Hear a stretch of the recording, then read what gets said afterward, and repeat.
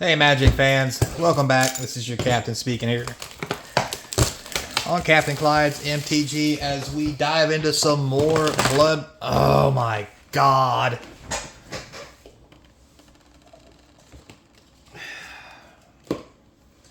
Shit falling everywhere. Excuse me guys, let me get this all picked up. Jesus Christ. Okay, shit is everywhere over here.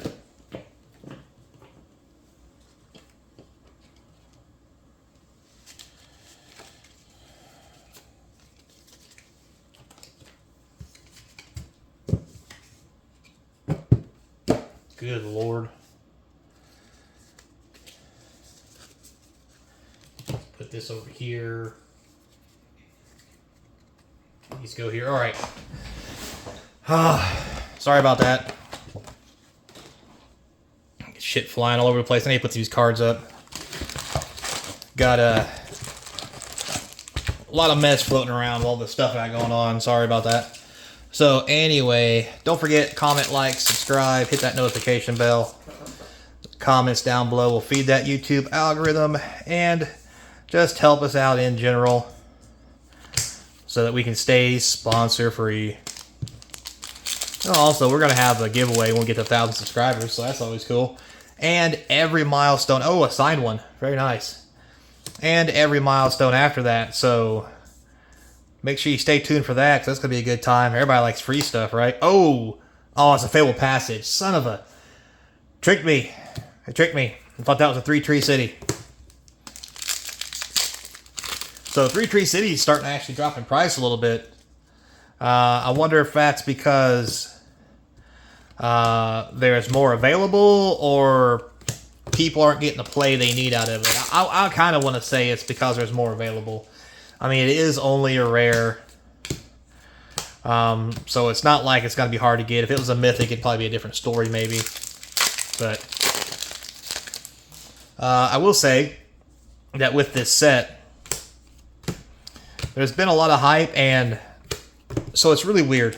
Some people are not fond of the set for whatever their reason may be. Hey, Storm Splitter, first mythic.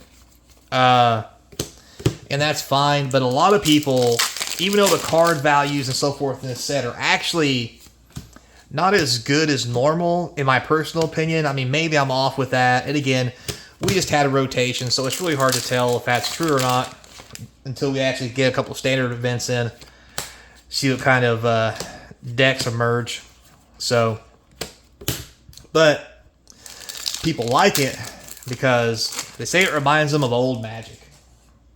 You know, back in the glory days when it was fun and it wasn't this giant, I don't know, cash grab. Although the way this is kind of laid out, it kind of feels like a cash grab, but it gives everybody that kind of old feel. And you know, after being to the pre-release and playing a little bit, I get what they're saying. Like, hey, there's Infamous Cruel Claw. This does feel a lot like old Magic for a lot of reasons. One, I mean, you could argue that the cards are more powerful, and we know that. That's all, you know, power creep and so forth and so on. Call it what you will. But the one thing it has that reminds us of old Magic is there's no... Well, for one, there's no humans in this particular set, which is not necessarily a good thing because there were humans in the sets. But original Magic came out, there was a lot of fantasy creatures, you know, a lot of non-human characteristics and cards that, hey, there's a Helga, nice mythic, that really kind of lent to the set's fantasy kind of motif or vibe or whatever you want to call it. And I think people are really enjoying that again, to be honest with you. And I think that's where a lot of their fun's coming from. And it has the old stuff that we used to do, you know, just the basic playing Magic, but it has a bit of that mixture of the new stuff in there as well. Like, you know, there's class cards now. We didn't have those back in the old days, but they are kind of cool. They did make the game a little more interesting. So it's kind of got this unique blend, I think, there's a Camellia, that's a couple bucks, of old and new mechanics from Magic, which people are really enjoying. Along with just the vibe of the creatures feeling like old Magic. So it's really cool. So I think even though the set may not have a lot of monetary value in the long term, I still think it's going to play really well because people just like it.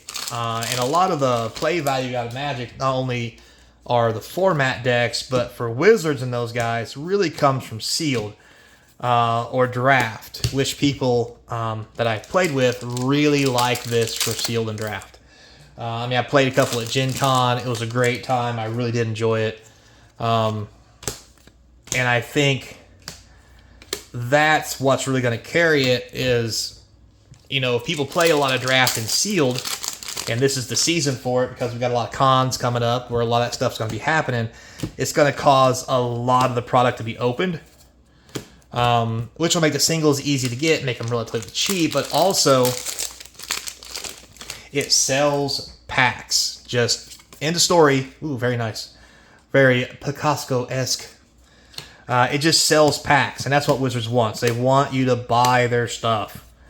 And sometimes we've struggled with that just because of how some of the sets have been received, how they played, what people thought of them. And even though this set in particular doesn't feel like it's the most powerful set or has all this sweet, cool stuff in it that are going to be worth money. There's a Season of Weaving, very nice. People enjoy it, and that's what matters. Also, is making it popular.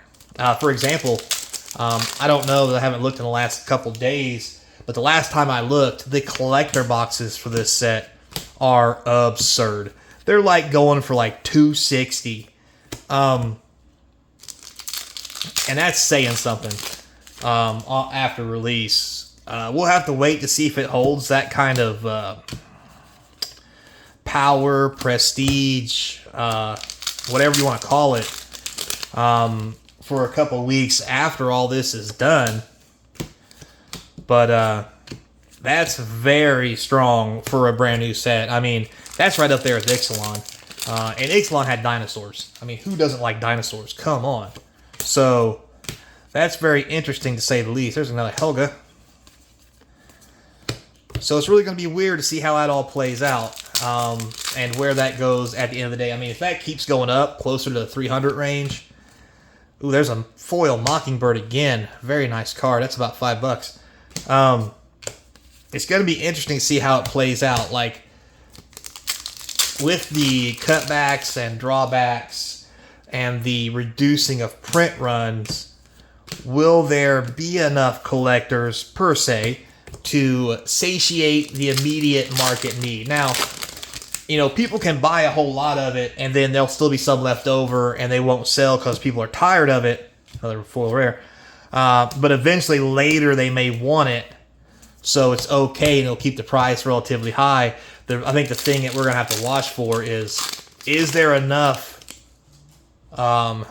supply to meet the initial demand before it goes off the other direction. Hey, look at that. Special guest number 2 in our second box, Sword of Fire and Ice. That is Mythic number 6, and that is a good one. That's going to really help this box out. Because I'm going to be honest with you, these play boxes aren't doing so hot when it comes to value.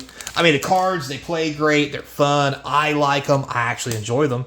I think they're really cool, but that value's not there. And again, we just got off Modern Horizons 3, so it's kind of hard to have that kind of value. But even with that, I mean, I thought Ixalan was really good. Thunder Junction was surprisingly good. And it's a little bit below that for monetary-wise, so for most stores I've talked to. But it still sells good because the people like it. And that may be the real difference is it's not a collector set unless you get the collector boosters. It's really just for players, and if you want something cool from the collector box, you just buy the collector box. And that may be where we're currently at, and I think that's okay. So last pack. All right, no good foil. Hey, one more mythic. Mythic number 7. Season of Burrow. And a rare bonus. So, not a bad ending. Sweet Sword of Fire and Ice. But all in all, not a lot of strong hits. No 3-Tree City to help.